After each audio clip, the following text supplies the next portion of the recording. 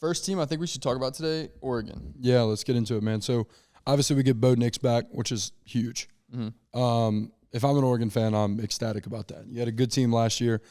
Didn't quite, how do I put it? Couldn't quite get over the bump, I guess. You know, you weren't, I don't think they were truly elite, but they were a really good football team. They were close, man. They were 9-1 after 10 games. Like they looked like they were going to either they looked like they were for sure going to compete for the Pac-12 championship, if not win it. Yeah. But they lost that last one late to Oregon State. So they were real close last year. Like you said, they get Bo Nix back. Bo Nix rushed for 500 yards last year. Yeah. He also threw for 3,600. He had 27 touchdowns through the air, 14 on the ground. I mean, dude, like, yeah. You can't ask for anything better. The concern that we had when he got to Oregon was, are we going to get that third and fourth down Bo Nix, or are we going to get that first and second down Bo Nix? And all year, it was the third and fourth down Bo Nix that we were talking about. Right. So I guess the question now, and really isn't much of a question because he did it last year, but can he maintain that level of play? Yeah. Are you asking me? Yeah, I mean, I think so, for sure. Yeah, I have no doubt. I mean, he's got to be close to top 5 in Heisman odds. I don't know the odds now. But to me, he's a true Heisman candidate right now. Mm-hmm. I think there's a couple of them in this conference. Yeah, to say the very least. And we're going to cover another one a little bit, in a minute. But dude, I mean, we're going to cover a bunch of Heisman candidates actually. But I mean, if he comes back and does exactly what he did last year, he's top 3 Heisman candidate. Yeah. He didn't go because we had some dark horse teams come out. Stetson Bennett had to go. Like we had some, different things that we saw, but I mean, he could have gone to New York. I wouldn't have been mad if he was in New York this year. And you got to win games. Yeah. Look, if Oregon had an equal record to TCU, Bo Nix is a no-brainer over Max Duggan last year. Same can be said about Stetson Bennett. Yeah. So that's 2 guys that were there that Bo Nix had better seasons than, in my opinion. And of course, Stroud, Baller, and Caleb Williams. Of course, they need to go. But yeah, no, I'm with you. And I mean, Bo Nix is. I mean, to me, right, you're returning a Heisman caliber quarterback. Mm-hmm. That's all that has to be said for him. Yeah. I don't think there's any, and I don't know you agree. I don't think there's any you're returning a Heisman level quarterback to me. Yeah.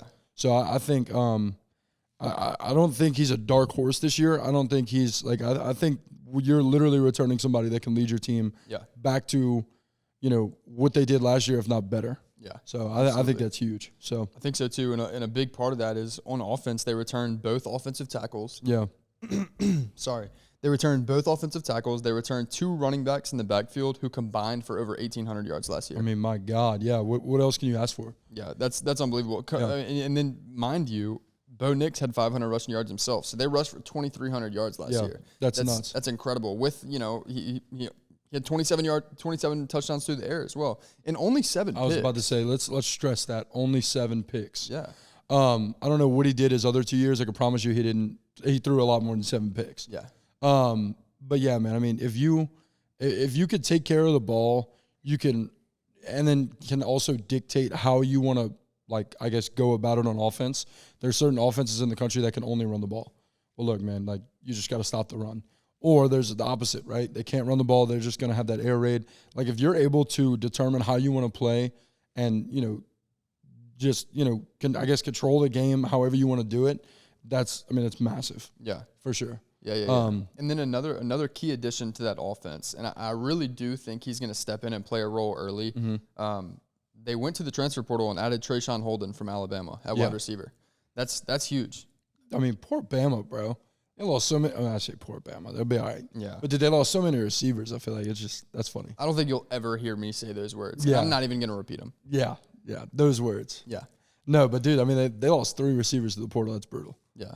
But no, I don't want to stay. I don't want to dive into this too much. But let's flip the ball for a second. Mm-hmm. Okay. On the defensive side, they didn't have an amazing year last year. No. Honestly, with a better defense, Bo Nix might win Heisman last year. Not win, but he'd be in New York. Because of the record, yeah. Yeah, because of their record. I don't think defense is going to be a huge concern for that program. Right. Do I think they'll be the best defense in the country next year? No. Do I think they'll be a top 10 defense in the country next year? No. But we're getting closer. Yeah. You see what I mean? They're a Dan Lanning-led team, and that's a guy who is historically defense motivated. Yeah, very. If they can continue this kind of production on offense, if they can, if they can bring in more guys like Bo Nix, like their backfield, if they can replace these guys on the O-line once they leave, then this is going to be a powerhouse over the next several years because their defense is only going to get better. For sure, yeah. And for those of you that don't know, like I don't know, we've like hammered this, but Dan Lanning was the defensive coordinator for Georgia in 21 when they had probably one of the best defenses ever that we've ever seen in college football. Yeah. And so for him to step in any role, like just maybe it's not going to be the first year, it's maybe not going to be the second year, but that defense is going to come around. Yeah. Like you said, like top 10, probably not, but I mean, you post those kind of numbers, and I mean, all I could do is assume maybe a little bit better. I'm not going to say they're going to get crazy, but all of those guys returning, maybe they uptick a little bit.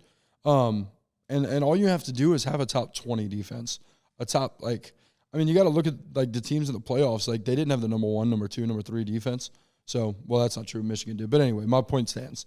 You don't need a crazy, crazy defense to do things when your offense is this powerful. Yeah, you're talking about Michigan and Georgia. Yeah, half the playoffs. Right. Yeah. And and Ohio State was top 5 as well. Yeah. So now that we're getting into it, I was a bad take. Yeah. Yeah, Ohio State was actually higher than Michigan. So well, I'm glad you caught it now, so it didn't come back on you later. Yeah, really. Yeah. The point is, I think Oregon's in a really good place, and they're last week whenever we talked about Utah, you said you thought it was going to be Utah and USC in the conference championship again. I think it's a wide open race between 4 teams, and Oregon's one of them. Yeah, I see Oregon, Utah. I mean, let's back up. USC, Utah, because we talked about them last week. I think Oregon's in there, and then another team that we're going to talk about today that I'll get to. Yeah, I think that's fair. I think that's fair because of what Oregon's returning and what this other team is returning. I think that's fair. That was the 4 that was this year. Yeah. Obviously, only 2 can go. We kind of called out a little bit of a kind of a crapshoot as to what 2 teams went and why they went, very specifically. But yeah, I mean, I think those 4 teams stay in the mix, and I think it could be any of those 4.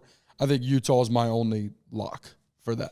Wow. Okay, yeah. So you're locking Utah over USC. Yeah. Interesting. The USC, the problem is, again, and this is not a USC segment, but the defense. Yeah. I mean, like, my God. I mean, you have the returning Heisman. Like, I mean, that happens probably – what percent of Heisman you say return? Maybe a third of them? Very little. Off the top of my head, I can think of Johnny Manziel, Bryce Young, Tim Tebow. Yeah. I mean, so Caleb Williams comes back. Like, that's a big deal. Like having a returning Heisman winner, that is. So, I mean, that's going to be an elite offense, but bro, they have no defense. If Oregon can creep up to that USC level offense, and by the way, I think they could very well. I think Bo Nix could have just as good of a season as Caleb Williams this year. I don't think that's a crazy take by any means. I will say, and this is an interesting stat. I don't know all of the Heisman winning quarterbacks who returned. I don't know all of them. I know those 3 off the top of my head. None of them won their conference the following season. Really? Yeah. Tebow lost it to Alabama. Bryce Young didn't go to the conference championship in his season, and then Johnny Manziel also did not win the SEC West. Yeah. How about that? So that is an interesting stat. Thanks for watching that clip. You can check out another in the top left-hand corner or the bottom right-hand corner. You can always subscribe as well to this channel or to Cards and Culture. That's linked as well. That's going to be our long-form content. Yeah, make sure to check out the Discord in the description. Like, comment, subscribe, and we can keep this thing free forever.